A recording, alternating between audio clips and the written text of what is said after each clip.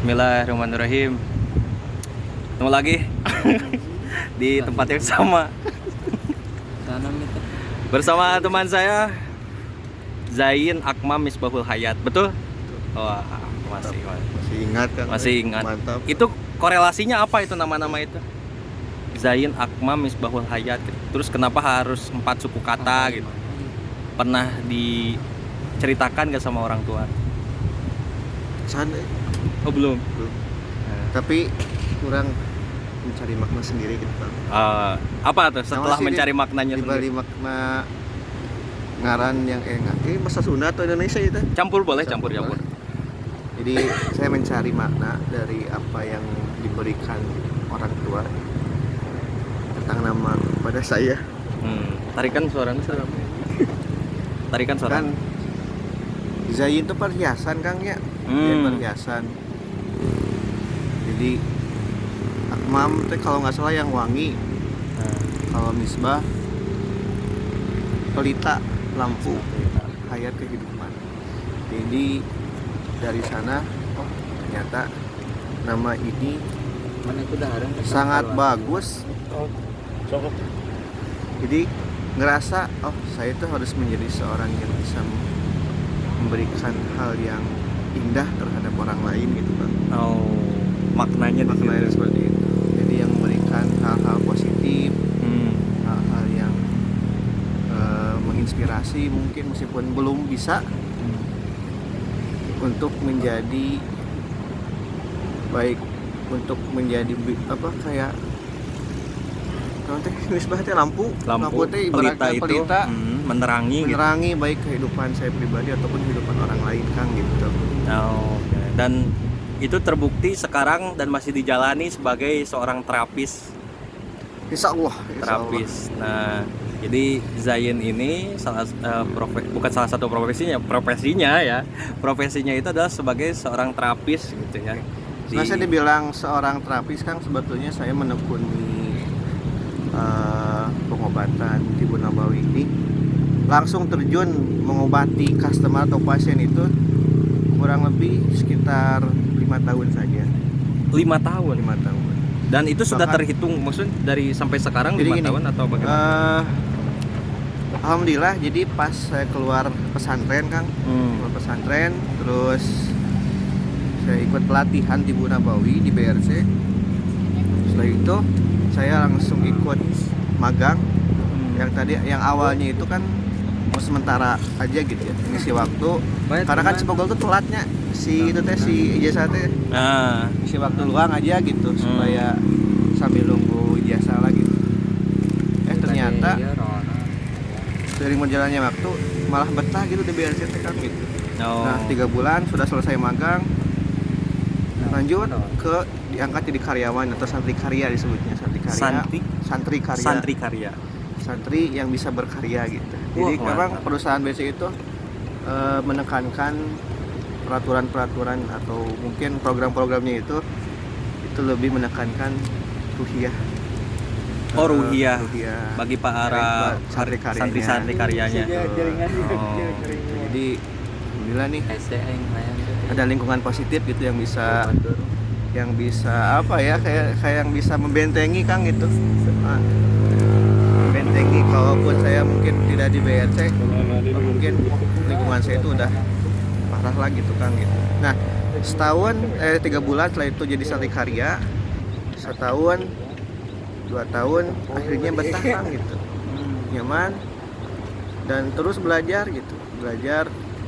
Tapi memang belajarnya itu tidak mendalami ke Tibu Nabawinya Kang kalau saya mah, jadi lebih tertarik ke mendalami mengorganisasi sistem manajerialnya manajerial tentang perklinikan gitu. Kan yang di BRC itu yang ditonjolkan itu kan kita kayak dituntut itu minimal bisa bekam dan ruqyah gitu, dan expert di bidang itu gitu. Bekam ruqyah. Utamanya bekam dan ruqyah. Karena namanya juga Bekam Ruqyah Center. Baik. Nah, selama mungkin 2 tahun saya langsung terjun terjun menerapi ya, katakanlah menerapi ke customer, ke pasien itu saya ngebekam ngerupiah gitu. Nah setelah itu mungkin alhamdulillah ya dengan bimbingan Allah gitu. Alhamdulillah. Jadi kayak saya teh kayak ya. Jadi kalau bisa dibilang karir kerjanya itu bagus Kang gitu. Oh. Karir kerja itu Jadi bagus. memang tahapan-tahapannya juga terpenuhi gitu. Dari iya. Santri Karya. Dari Santri Karya akhirnya diangkat menjadi kepala cabang Di daerah di klinik yang saya tempati di daerah sekarang? daerah Pasar Minggu Jakarta Pasar Selatan. Minggu Jakarta Selatan. Ya. Oh, anak jaksa nih. Anak jaksa. Jadi selama 2 tahun itu menjadi seorang terapis yang langsung menangani ke customer ya, banyak pengalaman yang didapat. Nah setelah 2 tahun akhirnya saya dipercaya untuk menjadi kepala cabang menakodai klinik tersebut, dan itu alhamdulillah berlangsung selama 5 tahun. 5 tahun. Dan karena di Pasar Minggu itu yang pertama terapisnya banyak, santri karyanya banyak, pasiennya pun banyak. Terhitung berapa orang itu? Terhitung rata-rata itu terapisnya itu ada 20 orang. 20 orang. Pasiennya itu rata-rata sebelum pandemi itu 2000 per bulan. per bulan. Nah, setelah pandemi itu 1.200 rata-rata gitu. Nah, jadi selama 5 tahun alhamdulillah saya bisa belajar tentang lebih ke mendalami manajerial. Bagaimana memimpin sebuah perusahaan dari ruang lingkup terkecil dulu ke satu klinik gitu. Belajar bagaimana mengelola manusia, SDM, sumber daya manusia gitu, bagaimana cara meningkatkan omset gitu, bagaimana cara ada nilai bisnisnya itu yang dikejar juga kan, bagaimana bisa mengembangkan usaha Tribun Nabawi ini gitu. Meskipun memang pada dasarnya ya jadi gini, BRC itu kayak pesawat yang memiliki 2 sayap gitu Kang. Yang pertama sayap dakwah, yang kedua sayap ekonomi gitu. Yang kedua sayap ini harus terus seimbang gitu Kang. Betul, tidak boleh ada yang jomplang. Ada yang jomplang gitu. Nah, jadi selama 2 tahun saya punya pengalaman langsung. Untuk menjadi seorang penyehat, kalau 2 tahun langsung terjun itu masih kurang sebetulnya. Apa itu tadi istilah penyehat? Penyehat itu orang yang seorang terapis yang langsung menangani pasien, customer gitu.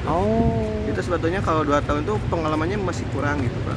Harusnya idealnya harus ditambah terus kan gitu, supaya terus ekspor gitu. Karena kan ilmu bekam, ilmu pengobatan itu terus berkembang gitu. Betul. Tapi memang setelah 2 tahun saya lebih fokus ke manajerialnya itu. Lebih ke administrasinya gitu, cara memimpinnya. Terus jadi lebih ke update diri itu, lebih ke bagaimana menjadi pemimpin yang baik gitu. Akhirnya alhamdulillah selama 5 tahun dipercaya. Nah setelah itu alhamdulillah juga gitu, setelah 5 tahun berkarir dan dipercaya juga nih gitu menjadi manajemen ya, naik lagi menjadi manajemen di BRC. Berarti ada tahapan jabatan lagi setelah kepala cabang dan manajemen, itu paling atas owner, dan itu mau dikejar.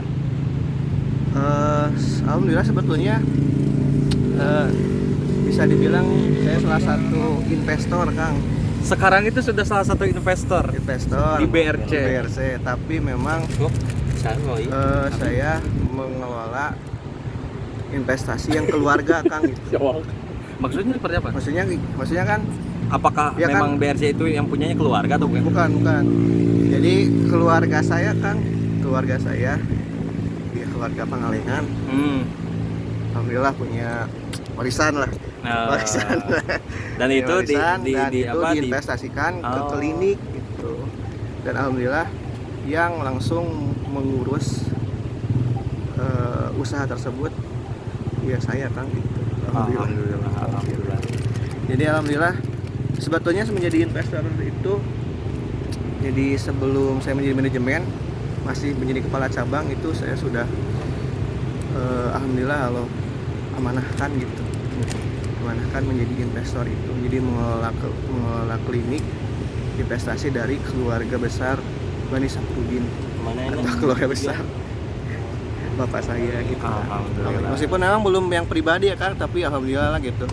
Jadi lebih semangat lagi nih gitu dalam mengelola. Mungkin kalau yang tapi seringkali meskipun yang bukan yang pribadi gitu, tapi saya bisa membantu meningkatkan perekonomian keluarga juga. Mulia sekali ya cita-cita Anda ini. Wah, terima kasih nih. Terakhir nih, itu kan tadi tahapan yang pahit, terus sudah dapatlah sedikit manis madunya gitu dari perjuangan Zain Akmam ini. Terakhir, seberapa sulit sih menjelaskan kepada masyarakat umum bahwa Tibun Nabawi itu adalah, atau memang pengobatan satu-satunya yang paling baik, atau alternatif saja gitu, dan ini bisa lebih memberikan kesehatan yang lebih lama gitu. Seberapa sulit itu? Sebetulnya yang paling sulit itu, jadi kalau menurut saya membranding diri kita gitu. Jadi personal branding kita itu dikenal oleh masyarakat itu seperti apa gitu kan. Dan itu yang memang sulit gitu, dan saya masih insecure gitu. Saya gini Kang, jadi kan untuk dakwah itu kan tidak melulu, maksudnya Tibun Nabawi ini salah satu dari syiar yang harus kita dakwahkan ke masyarakat gitu. Dan tentunya kalau katakanlah kalau misalkan di dunia pendidikan ada ustadznya Kang ya gitu.